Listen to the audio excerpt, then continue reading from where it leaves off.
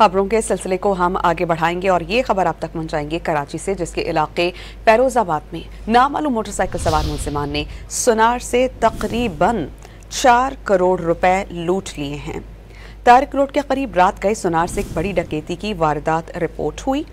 Police के मुताबिक मुबैना तौर पर डाकू 3 करोड़ 95 लाख रुपए लूट कर फरार हो गए। मुतासरा सुनार बिलाल अपने मुलाजिम के साथ सोना फरोख्त करके सदर सराफा बाजार से वापस जा रहा था। वारदात में 2 मोटरसाइकिल्स पर सवार 4 मुलजिमान आए।